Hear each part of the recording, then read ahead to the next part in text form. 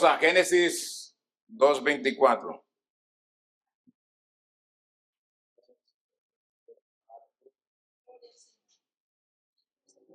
La gente se pregunta, ¿dónde dice la Biblia que uno se tiene que casar? La respuesta la encontramos a lo largo y ancho de la palabra de Dios.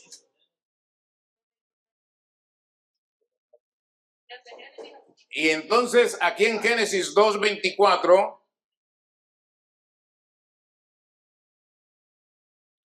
encontramos lo que dice el escritor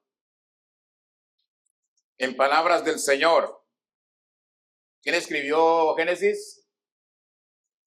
Moisés. Moisés escribió los 5 primeros libros de la Biblia. O sea, ¿que son cuáles? Génesis y Deuteronomio, ¿ok? No se le olvide. Éxodo, perdón, Génesis, Éxodo, Levítico, Números y Deuteronomio. Muy bien. ¿Qué dice entonces Génesis 2:24?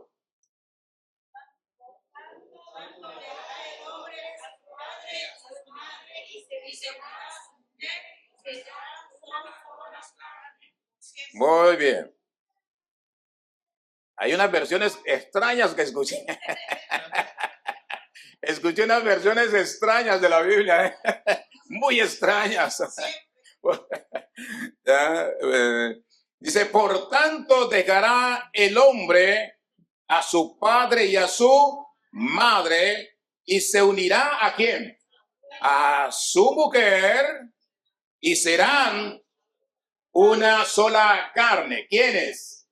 El hombre y la mujer. O sea, la mujer debe dejar a su padre y a su madre, y el hombre debe dejar a su padre y a su madre para unirse ¿en qué? En matrimonio y ser una sola carne. Ok, esto tiene unas implicaciones maravillosas. Primero, ¿qué significa dejar a papá y dejar a mamá?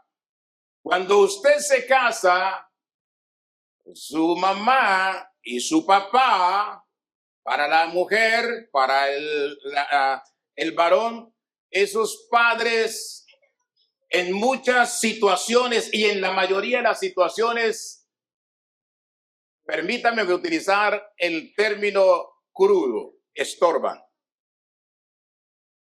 En muchos casos, ¿qué? Estorban.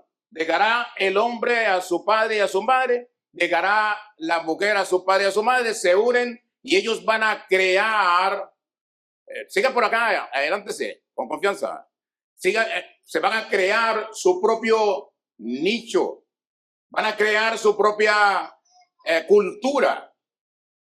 No es que yo en mi casa era así, es que mi mamá era así, y es que mi mamá me preparaba los frijoles así, me preparaba las lentejas así.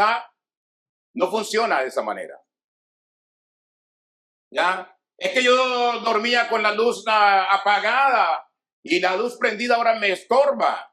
Bueno, ahí tienen que adaptarse, porque tienen que crear su propia cultura, su propio matrimonio tiene sus propias implicaciones.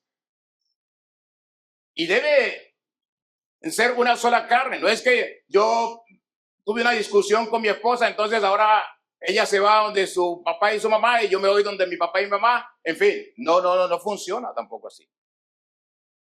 Tenemos que aprender a convivir, ella y él y ella, para poder ser ¿qué? Una sola carne. El matrimonio fue instituido por Dios. Y eso suena difícil, ¿no? Porque la mamá no se quiere desprender de la hija, o los padres no se quieren desprender de los hijos, el papá o los padres del otro tampoco se quieren desprender de su hijo, y entonces eso genera un conflicto. Si hay un problema en una pareja, ¿qué debe hacer? ¿Qué debe hacer los padres? alejarse. Que ellos dos resuelvan sus problemas. Nadie, Emma, ni siquiera debemos que opinar.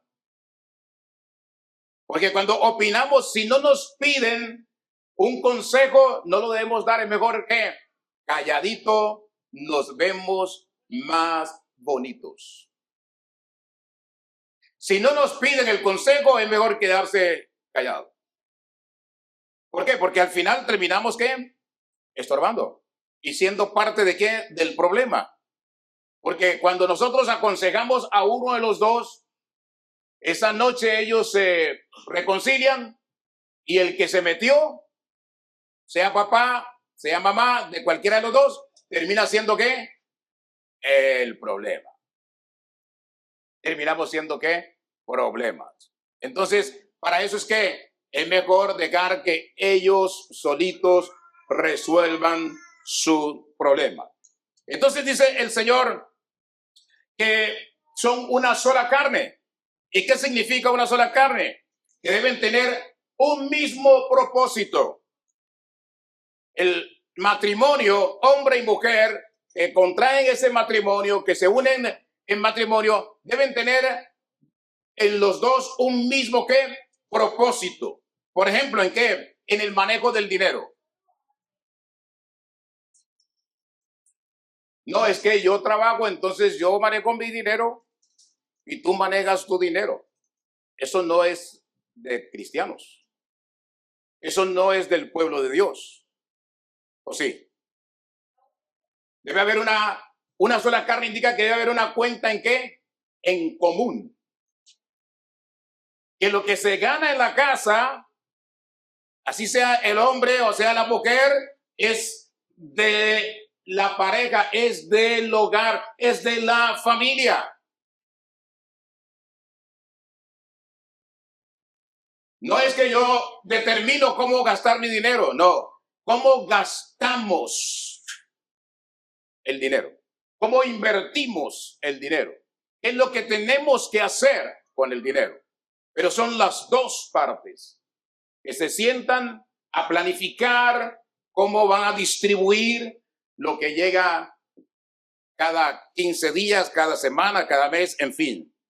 El manejo del dinero es importante, tan importante que muchos de los divorcios se da por el mal manejo del dinero.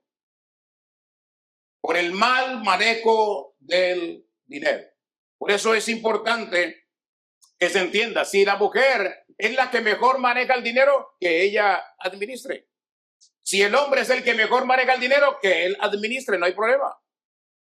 Las mujeres tienen una particularidad, sobre todo cuando ya crecen, ¿no? Las ancianas les pueden enseñar eso a las jóvenes, a tener siempre una reserva allí. Siempre hay un guardadito allí. Siempre hay algo allí y no se quedan nunca sin capital. Eso es importante, eso es bueno. Entonces, el manejo del dinero es fundamental. Que yo tengo que mandarle a mi papá o a mi mamá allá en la tierra, en fin. Bueno, si no alcanza, no alcanza. Si no dio para mandar, no dio para mandar. Pero tú vives o vivimos en Estados Unidos y aquí tenemos obligaciones, tenemos compromisos, hay que pagar renta, hay que gastar gas, tenemos que tener un vehículo, en fin, hay compromisos aquí y tenemos que asumir esos compromisos.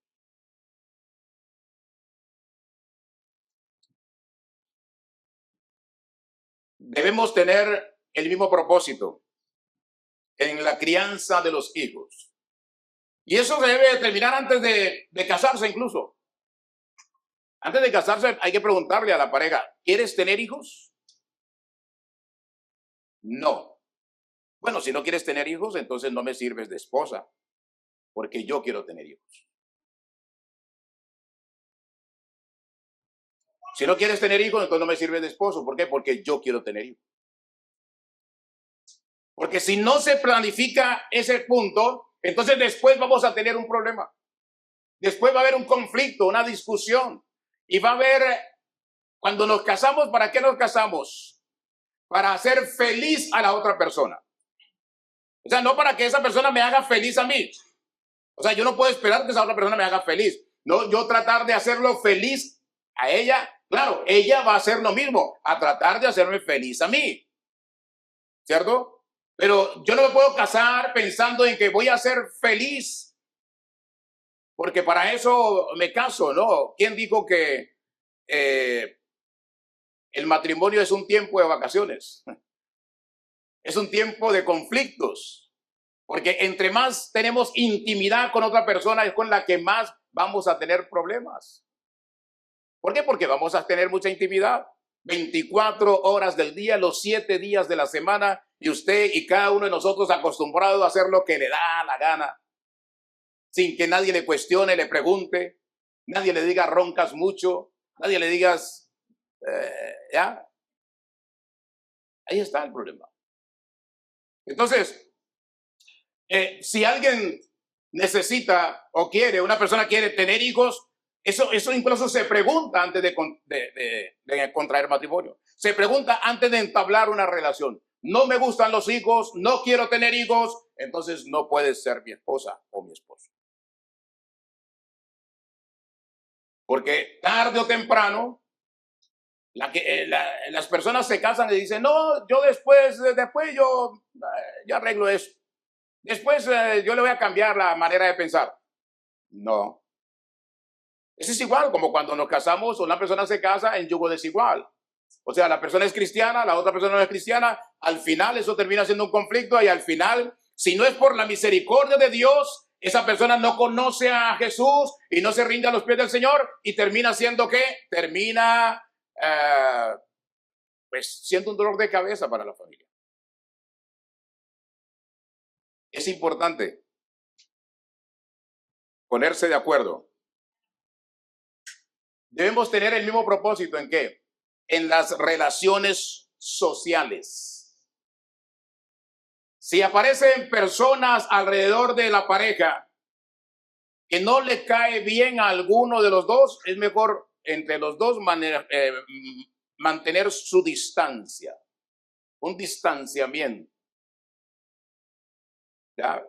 Aprender a conocer a la otra persona, aprender a conocer a esas personas para poder compartir con esas personas y ver que es una buena amistad y ver que son personas con las que podemos tener amistad y tenemos compañerismo. Pero debe ser de común acuerdo. Debemos tener el mismo ¿qué? Propósito. La otra es, debemos tener el mismo propósito en nuestra vida espiritual. En nuestra vida espiritual. Demos gloria a Dios, alabamos al Señor, oramos en común para darle la gloria al Señor, estudiamos la palabra de Dios para que crezcamos espiritualmente y vamos a buscar en común acuerdo una congregación donde podamos escuchar la palabra de Dios. ¿Para qué? Para edificar nuestra vida espiritual.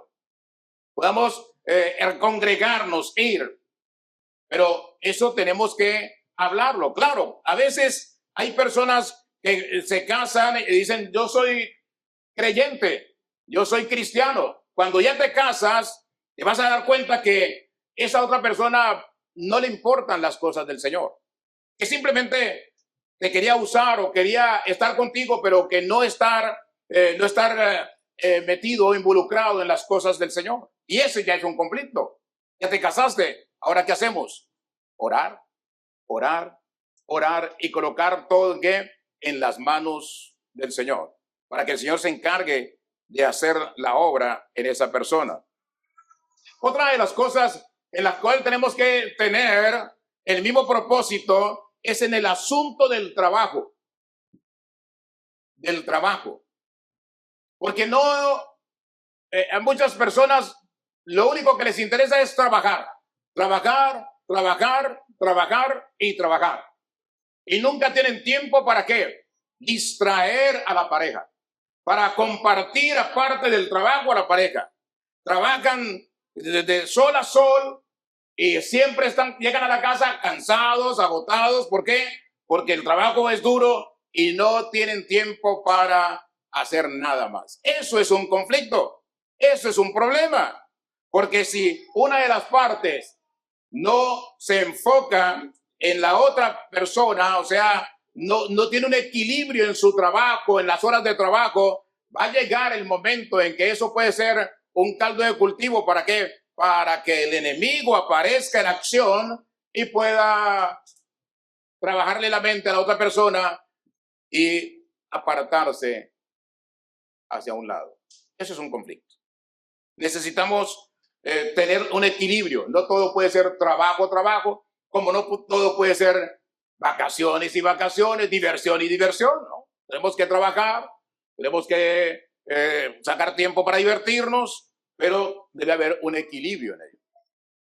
Otro aspecto en el cual debemos tener el mismo propósito es en el entretenimiento, claro, entretenernos. Pero, ¿qué le gusta a la otra persona? ¿Qué le gusta? Normalmente nos gustan cosas en desacuerdo, ¿no? A mí me gusta una cosa, a ella le gusta otra cosa. Entonces, pongámonos ¿qué? De acuerdo en qué nos vamos a entretener. O sea, queremos ir a un viaje, queremos ir a una playa, queremos ir al acuario, queremos ir al zoológico, queremos ir, en fin, ponernos de acuerdo. ¿Te gustaría? ¿Qué te gustaría? En fin, hay que ponerse de acuerdo. El matrimonio en sí llega a una época en la cual, desde el comienzo, es una situación de ponerse de acuerdo. Vámonos de acuerdo.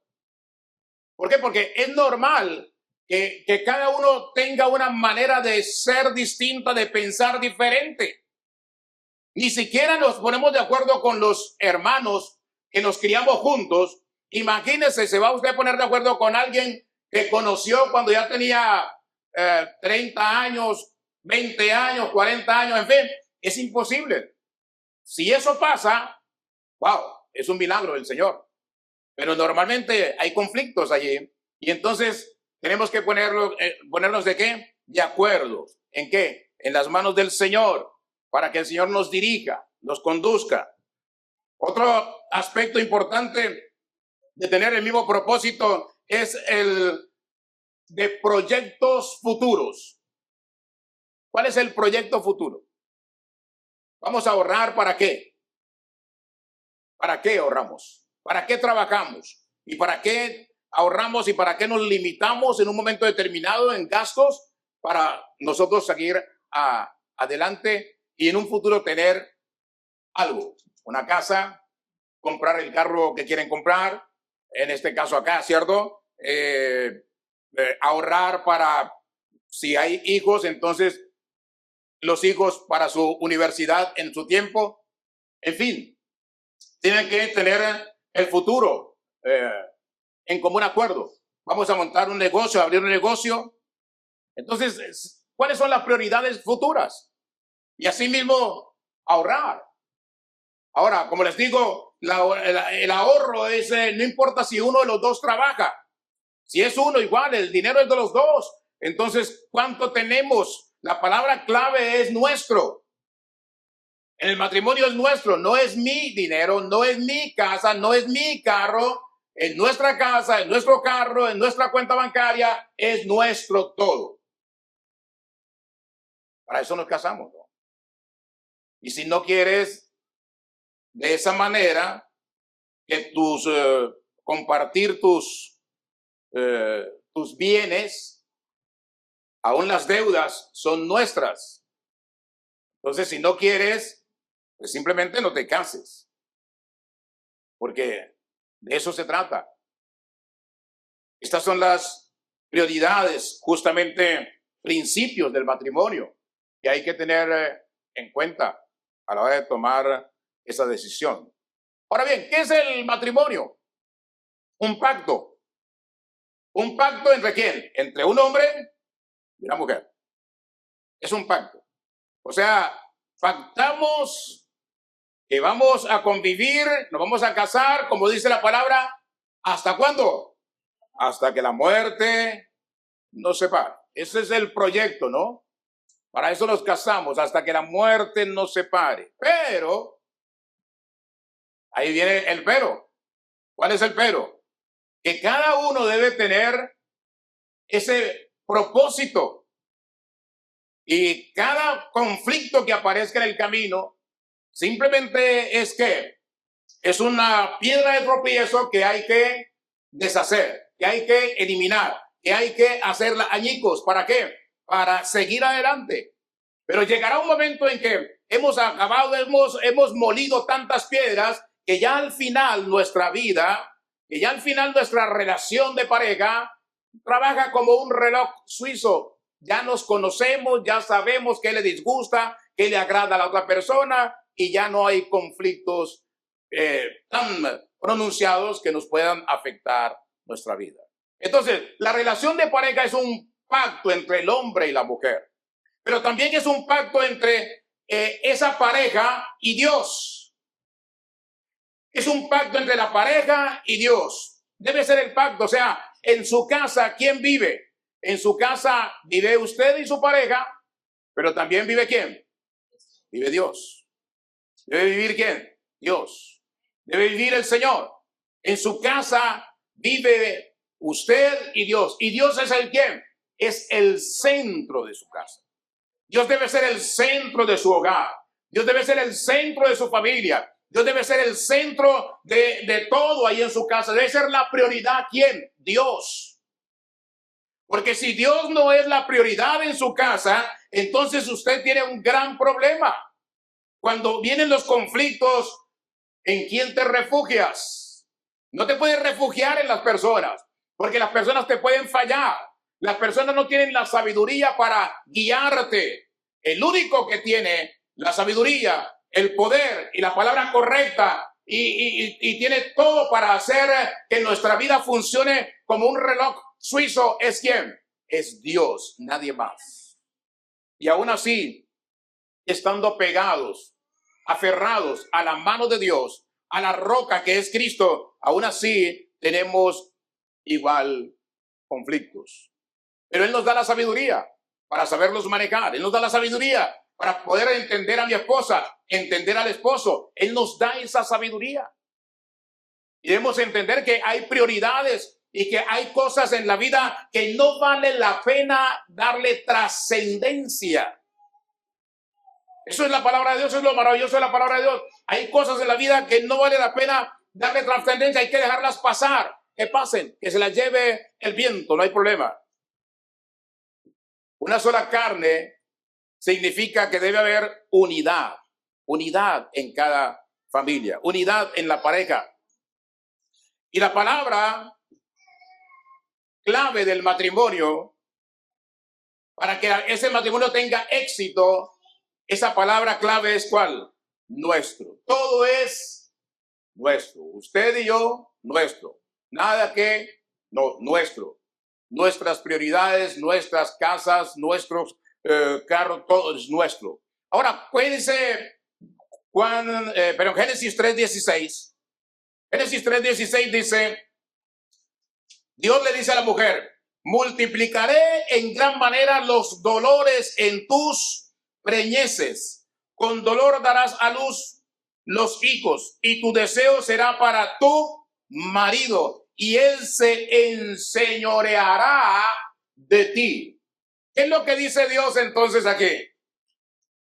Dios le está dando el liderazgo del hogar. ¿A quién? Al hombre. Dios le está dando el liderazgo del hogar al hombre. La mujer tiene que entender que Dios le ha dado el liderazgo de su casa. ¿A quién? Al hombre. Ahora, no es para que el hombre haga lo que le dé la real y auténtica gana como él quiera hacerlo, no. Porque si el hombre no se sujeta a la palabra de Dios, entonces tampoco puede ser el líder de la casa. Tiene que ser un hombre conforme al corazón de ¿quién? De Dios. Entonces, ¿por qué Dios le dio el liderazgo al hombre? Bueno, porque la mujer trascendió la línea. La mujer cruzó la línea. La mujer desafió la autoridad de Dios en el momento en que ella desobedeció y pecó. Por eso el Dios le dice de esta manera y le habla claro a la mujer. Ahora, no es que el hombre tenga que aferrarse al poder. No es que el hombre tenga que tomar el liderazgo a las bravas, no, es sencillo. La mujer, ¿qué debe hacer? Debe darle, la mujer debe darle, entender que él es el llamado a ser líder de la casa. Cuando hay hijos en la familia, la mujer de por sí sola, ella de por sí sola ejerce un liderazgo, porque los hijos están 9 meses en su vientre y ellos quieren venir a obedecer a su mamá. Ellos siempre van a obedecer a su mamá, salen a obedecer a su mamá y salen a tener más empatía con la mamá. Pero la mujer debe darle al esposo el lugar del liderazgo que debe tener en la casa. No es a la brava, no es a la fuerza, no tiene que hacerlo. Porque tiene que entender que es Dios el que ha puesto al varón como cabeza. Ahora, ¿hay problemas? Sí, por ejemplo, sencillo, ¿no? ¿Hay decisiones que tomar? Ok, ¿qué hacemos con las decisiones que tomar? Conversamos, dialogamos esas decisiones y al final nos ponemos de acuerdo. Y si no nos ponemos de acuerdo, ¿quién debe tomar la decisión final? El hombre. Debe tomar su responsabilidad.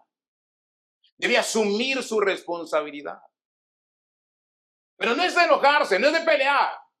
No, pero es que tú quieres que se haga todo como tú quieres. No, como tú. No se trata de eso. ¿Se trata de qué? De ponerse de acuerdo. De entender que cada uno piensa de una manera distinta. Entender, por ejemplo, que la esposa tiene un sexto sentido, por ejemplo. Que si vas a hacer un negocio, nosotros los hombres somos muy blandos para negocios. ¿Ya? Blanditos. Nos dan, como dicen, atol con el dedo, ¿no? Pero la mujer ve las cosas que nosotros no vemos. ¿Ya? Como cuando está el hombre allí y viene la esposa y le pregunta, ¿qué pasó? Con otro señor y dice, no, que nos están vendiendo esta madera, esta leña que está aquí, pero está buena, quema bien. Y la señora se queda mirando y le dice, sí. ¿Y dónde tenemos chimenea para prenderla? No hay chimenea. ¿Para qué vas a comprar leña? ¿Se da cuenta? ¿Por qué? Porque a nosotros nos dan atol con el dedo. Fácil nos sacan del camino. Nos venden cosas que no necesitamos. Pero la mujer tiene su sexto sentido. La mujer es la que ve las cosas que nosotros los hombres no vemos. Por eso tenemos que tenerla muy bien a ella. Tenemos que escucharla bien y poner atención a lo que ella nos dice, meditar en lo que ella nos dice. Y eso le pasó a Abraham.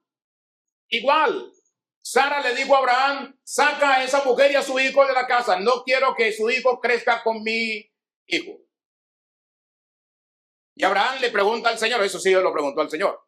Él no le preguntó al Señor cuando Sara le dijo que se acostara con Agar. Eso no lo preguntó, pero sí le preguntó que ese problema que tenía con Sara, de que ella quería que la mujer se fuera con su hijo.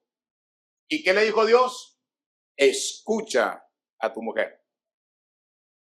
Eso le dijo Dios, escucha a tu mujer. Acá hay sillas, mira, acá hay sillas, acá hay muchas sillas. No se pueden quedar todos allá porque el barco se hunde. Escucha a tu mujer, le dijo Abraham. Le dijo Dios a Abraham. Entonces es importante que entendamos eso, comprenda esos elementos. ¿Ya? Todo hay que ponerse de acuerdo. Aunque el líder de la casa debe ser el varón, debe ser el hombre, deben ponerse de acuerdo en las decisiones que deben tomar. Deben ponerse de acuerdo. Deben ponerse de acuerdo. ¿Amén? Muy bien.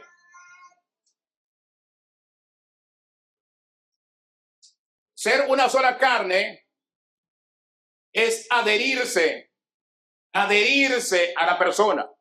Adherirse a la otra persona, ¿cómo? De manera firme. Adhiérase a la otra persona. O sea, es amarse entrañablemente a la otra persona. Eso es ser una sola carne. Pegarse. ¿Cuál es el pegante que usted más conoce, más fuerte? ¿Cuál es su pegante? Ese. Como si se pegara con glue. Eso es ser una sola carne. Apéguese a la otra persona. Que la otra persona sienta que realmente es amada, es querida, y somos amados y somos queridos. Igual que Génesis 2:25 dice, y estaban ambos, o sea, Adán y Eva, desnudos, Adán y su mujer, y no se avergonzaban. Desnudos. ¿Qué significa la desnudez en este caso? Simplemente aquí es un factor de sinceridad entre el hombre y la mujer. Hay sinceridad entre el hombre y la mujer. Debe haber sinceridad entre el hombre y la mujer. La mujer no debe tener secretos para con su esposo, ni su esposo debe tener secretos para con su esposa. Debe haber sinceridad. Es como en el manejo del dinero. No voy a sacar estos 100 dolaritos para tal cosa acá. No. Si lo vas a sacar, dile a su esposo o dile a tu esposa. Que se entere. No puede haber secretos entre la pareja. No deben haber secretos. Todo debe ser compartido. Todo debe ser dialogado, hablado. Debe haber una comunicación fluida y sincera entre el hombre y la mujer. Hay cosas que yo sé que a ella no le van a gustar, no le gustan, pero tengo que decírselas. Hay cosas que a él no le van a gustar, pero tengo que compartírselas. Oremos antes de decírselas. Hablemos con el Señor para que el Señor, al recibir esta noticia, el Señor cambie su corazón y pueda aceptar sin ningún inconveniente y pueda recibir esa noticia sin ningún problema. ¿Ya? Entonces es importante que usted y yo lo entendamos. El matrimonio se marchita. El matrimonio se debilita. Los matrimonios fracasan. Pero si no hay comunicación, ese marchitar del matrimonio, ese debilitamiento del matrimonio es más pronunciado. Pero cuando hay comunicación, estamos superitándonos o estamos anteponiéndonos a todos esos conflictos que puedan venir, porque los vamos a dialogar, los vamos a conversar, los vamos a exponer. ¿Qué es lo que te gusta? ¿Qué no te gusta? ¿Cuál es mi conflicto? ¿Por qué estás de mal genio? ¿Por qué te la pasas todo el tiempo como la mujer de Proverbios, ¿no? Rencillosa en la casa. Algo está pasando. Entonces entendamos. Y las mujeres deben ser sabias, ¿no? No somos muy entendidos a veces. No somos muy comprendidos. O sea, no entendemos las cosas tan fácilmente. ¿Cómo? Diría usted, sí. La mujer tiene una manera de hablar y tenemos que entender los códigos de ella. Ella no dice, quiero un pan al pasar por la panadería. Quiero un pastelillo. Ella dice, ahí hay una panadería.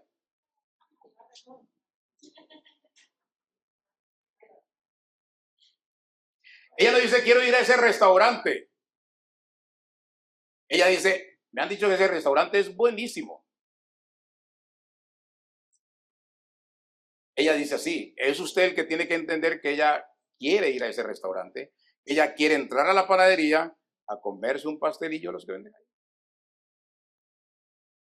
Si pasan por el mall allí, pasan por una tienda y ven el maniquí, ven una mujer bien esplendorosa con un vestido maravilloso, ella no va a decir, quiero ese vestido. Ella va a decir, qué bonito se ve ese maniquí. Usted tiene que mirar la billetera, la tarjeta y ¿te gusta? Todo es para ti, mi niña. Todo ese tienda es para ti. Vamos por allá. Él es el proveedor, ¿no? El hombre es el proveedor. Así se tenga que esforzar un poquito, pero si a ella lo quiere, se lo damos. ¿Cuál es el problema? Hay cosas en las cuales el hombre debe dejar que todo sea conforme a lo que ella quiere. Vamos a comprar unos muebles. No te preocupes por el color de los muebles. ¿Qué muebles quiere? A menos que ella tenga un gusto espantoso. Bueno, ahí sí ya hay que dirigirla, ¿cierto? Pero ella dice, yo quiero este color, yo quiero estos muebles. Esos son tus muebles. No hay ningún problema.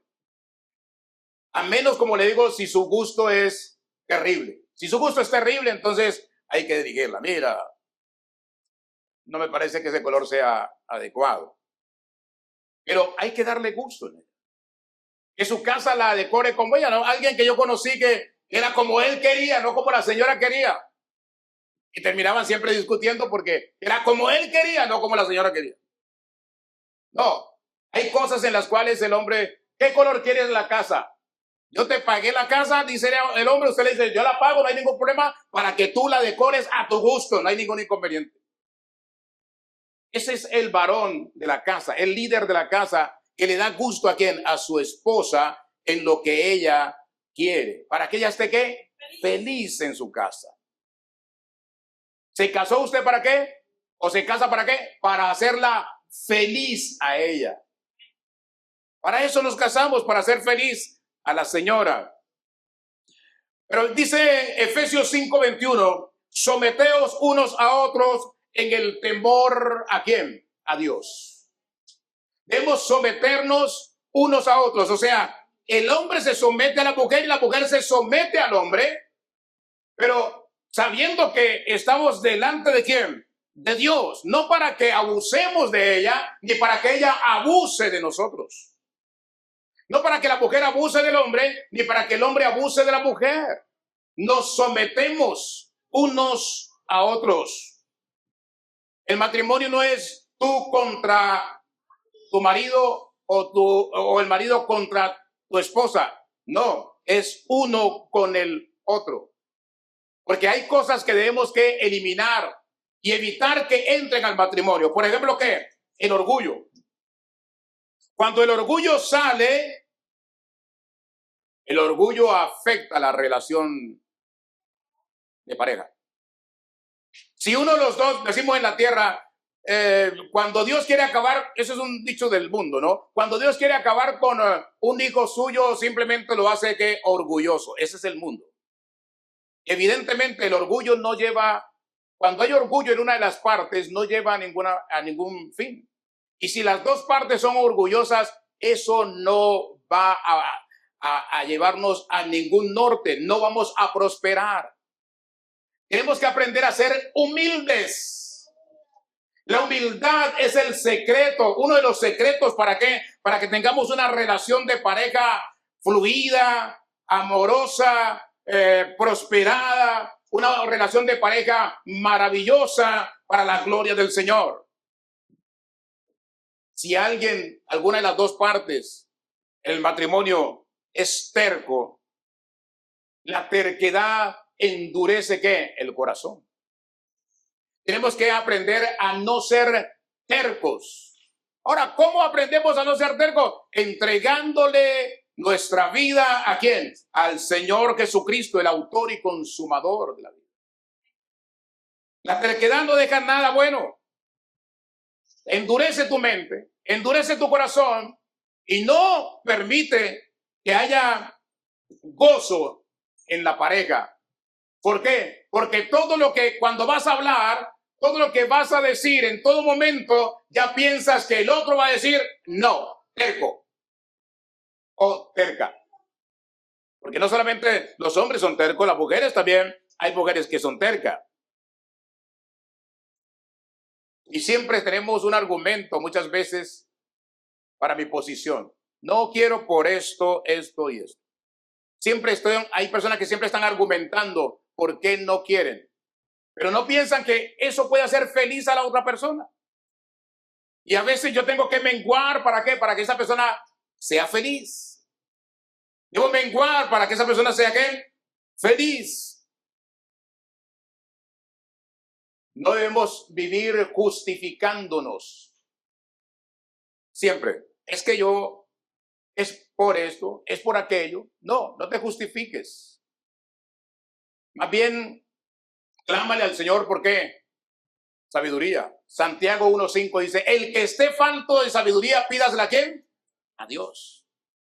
Clamemos de la sabiduría al Señor, para que Él nos dé sabiduría y poder tener una relación de pareja brillante, maravillosa, creciendo en el Señor y viviendo para la gloria de Dios. Ahora bien, hay fórmulas para el fracaso y fórmulas para el éxito. Lo bueno de la palabra de Dios, lo bueno de la Biblia, es que te muestra la fórmula para el fracaso y te muestra la fórmula para el éxito. Y entonces diría usted, ¿cómo se hace ahí? Bueno, simplemente en sus manos está la bendición y en sus manos está la maldición. Escoja la bendición, escoja el obedecer ¿a quién? A Dios, escuchar la palabra de Dios, estudiar la palabra de Dios, escoja someterse al Dios Padre, Dios Hijo y Dios Espíritu Santo para que haya bendición en su casa y todo lo malo que hay, que aparece en acción, todo dardo del enemigo sea eliminado, sea sacado, sea apartado por parte del Señor. Usted tiene que decidir. Es lo mismo. Es lo mismo que sucede en esta tierra. La decisión más importante que ustedes van a tomar es casarse en esta tierra. Pero la decisión más importante, más maravillosa de que toda persona debe tomar en esta tierra es que ¿dónde voy a pasar la eternidad? ¿Dónde voy a pasar la eternidad? ¿En el reino de las tinieblas o en el reino de los cielos? Así como usted toma la decisión de con quién convivir, pasar su vida en esta tierra hasta que la muerte lo separe, usted debe hacerlo. Usted debe tomar esa decisión. Es la decisión que van a tomar ahora Carla y su esposo y Miguel. Ustedes van a tomar la decisión de que ya es hasta que la muerte los separe. Pero la decisión más importante de toda persona es ¿dónde voy a pasar la eternidad? ¿En el reino de los cielos o en el reino de las tinieblas? Y esa es usted. Es usted y Dios. Nadie le puede ayudar. Bueno, yo le puedo ayudar, le estoy ayudando. Se lo estoy diciendo lo que dice la Biblia. Está establecido el ser humano, que el hombre muera una vez. Y después de esto, ¿qué? El juicio. Y cuando hay juicio, el juicio indica que usted va al cielo o va al infierno. Se le oye el ejemplo sencillo. Usted conoce la historia de Jesús en la cruz. Uno a la derecha, a la izquierda, otro a la derecha. Y a uno de ellos le dijo, esta noche estarás conmigo, ¿dónde? En el paraíso. La pregunta es, si ese iba a estar con Jesús en el paraíso, ¿el otro para dónde se iba? ¿El otro a dónde iba a parar? Es sencillo. El ejercicio es sencillo. No hay un purgatorio, no hay una sala de espera. De aquí para allá no se puede hacer nada. Cuando usted dejó de respirar aquí, o se va con Cristo o se va con el chabuco. No hay otra alternativa. No hay otra opción. Es lo que dice la Biblia. Jesús lo dijo en Juan 11:25. El que cree en mí, aunque esté muerto, ¿qué? Vivirá. Eso es claro. Si no crees en Jesús, ahora, ¿qué es creer en Jesús? Obedecer, ¿qué? Su palabra. Obedecer sus mandamientos. Obedecerlo a Él. Eso es creer en Jesús. Debes obedecer al Señor Jesucristo si quieres estar en el reino de los cielos. Y se lo tengo que aprovechar y decir ahora, en este momento de una boda, porque quizás usted no tendría otra oportunidad de escucharlo, de entenderlo, de comprenderlo. Y tengo que aprovecharlo porque soy ministro del Evangelio, del Dios Padre, Dios Hijo y Dios Espíritu Santo. Y como Él se lo dijo a Ezequiel, si tú no lo dices, entonces esa alma, si mañana se va sin Cristo, a ti te la cobro. Pero si tú lo dices, has salvado tu responsabilidad. Tengo que salvar mi responsabilidad. Por cuanto todos pecaron, están destituidos de la gloria de Dios. Todos pecaron, todo ser humano está destituido de la gloria de Dios. Pero Jesús dice, el que cree en mí, aunque esté muerto, ¿qué? Vivirá. Y si escuchares hoy su voz, dice la palabra, no rehuses. Si escuchares hoy su voz, no te detengas. Si escuchares hoy su voz, no digas mañana lo acepto, todavía estoy joven, todavía puedo durar unos años más. Así, ¿quién te dijo eso? Porque quizás hoy estamos de fiesta, ¿no? Hoy tenemos una fiesta, pero en la noche y cuando salgamos de aquí y mañana. ¿Y cuántos años podría usted pasar más en esta vida? Probablemente no le dé tiempo. Y no le vaya a pasar como al hermano Jorge Salazar, que él le dio un stroke estando dormido. Y si a usted, que no tiene a Cristo en su corazón, le da un stroke, le da un paro cardíaco sin Cristo en su corazón, no le dio chance de aceptar a Cristo, de que alguien le predicara a Cristo, de que alguien le compartiera y le hacer la oración de fe, ¿usted a dónde se va? Al infierno. Y alguien dirá, bueno, pero es que estos pastores predican mucho el infierno. Bueno, fue lo que predicó Jesús. No es que nosotros queramos, no, nosotros le amamos y como le amamos tenemos que decirle las cosas tal cual como son. Si no nos importa su alma, pues ¿para qué se lo decimos, no? Simplemente hacemos lo que hacen la mayoría de las iglesias de hoy, la prosperidad. El que dé de 1,000, el Señor le va a dar 10,000. El que dé 10,000, el Señor le va a dar 100,000. Y predicaríamos de esa manera, pero a eso no nos llamó el Señor. El Señor nos llamó a decirle a usted, mas buscad primeramente el reino de Dios y su justicia, porque todo lo demás viene por añadidura. Eso nos llamó el Señor. A que Jesús debe ser nuestra prioridad.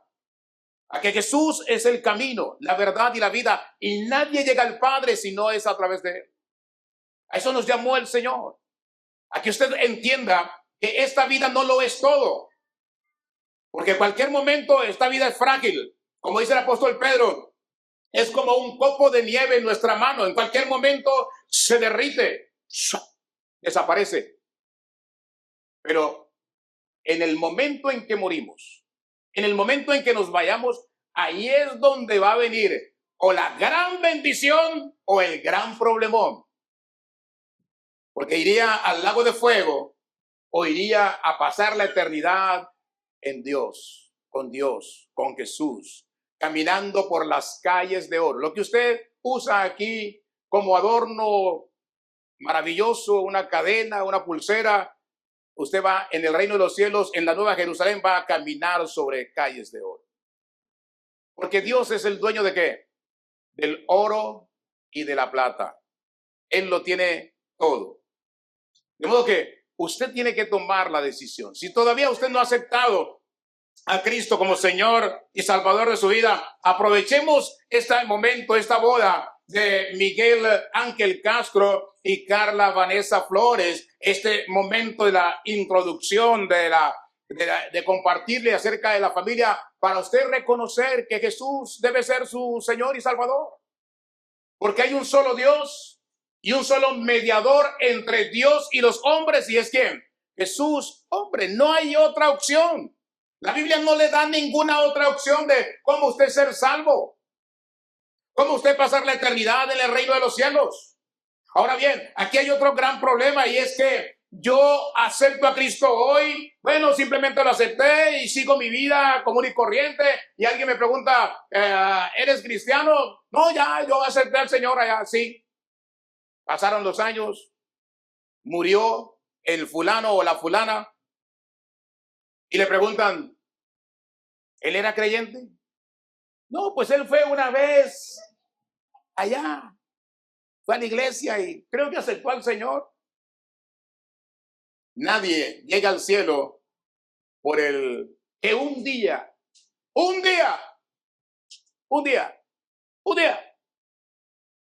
aceptó al Señor, pero no lo hizo de corazón. ¿Y sabe por qué no lo hizo de corazón? Porque si lo hubiese hecho de corazón, hubiese permanecido en la presencia de Dios. Hubiese caminado con Cristo todos los días. Hubiese entregado todo para permanecer en la presencia. Es lo que dice el apóstol Juan en la primera carta. Él dice, habían unos con nosotros, pero se fueron de nosotros para que vieran que no eran de nosotros. Hay mucha gente que puede permanecer en la iglesia, ir a la iglesia miércoles, viernes, domingo, ir a la iglesia cada vez que hay servicio, pero no necesariamente eso le garantiza que es del Señor. Si no ha ido de todo corazón, ¿qué lo trae a la iglesia? ¿Por qué viene a la iglesia? Porque me gusta una hermana que va a la iglesia. ¿O me gusta un hermano que va a la iglesia? ¿Por qué va a la iglesia? No, usted debe venir a la iglesia porque está enamorado o enamorada ¿de quién? De Cristo. Porque Cristo es su prioridad. Porque Cristo es el Señor de su vida. Porque sin Cristo usted no puede vivir bien. Porque sin Cristo usted no puede dormir bien. Porque sin Cristo usted está al borde del colapso. ¿Al borde de qué? Del abismo. Necesitas al dueño del universo, al creador de todo lo que existe, a Jesús, el autor y consumador de la vida. Usted está aquí hoy por un propósito ¿de quién? De Dios. Claro, hay muchos que yo sé que están firmes en el Señor y gloria a Dios porque nos acompañan, es una bendición. Pero algunos no. Cuando usted estudiaba en su país, en su geografía, existió, usted vio en el mapa de Texas, de Estados Unidos, Texas, y después hay un pueblito, un puntico allá que decía Conroe, y usted dijo, allá voy a estar. No, eso no le pasó a nadie. Ni a mí, ni a usted. Eso no nos pasó a ninguno. Pero ¿cuál? Fue la voluntad de Dios. Que un día como hoy, usted estaría allí y yo estaría aquí compartiéndole la poderosa y maravillosa palabra de Dios. Lo mejor que le puede hacer pasar a cualquiera de ustedes y a cualquiera de nosotros es tener a Cristo como nuestro único y suficiente Salvador de nuestra vida. Es todo. Eso es todo. Cristo lo es todo. Cristo lo es todo. Ahora bien, ¿por qué un matrimonio debe vivir a la luz de la palabra de Dios? Porque el matrimonio, la casa, la pareja, el matrimonio es el lugar donde hay más conflictos, más intimidad, más problemas. Entonces, solos podemos estar en problemas, pero con Cristo podemos estar fortalecidos, revitalizados. El matrimonio es el lugar donde hay más conflicto. ¿Por qué? Pues obviamente compartimos todos los días, todo el día.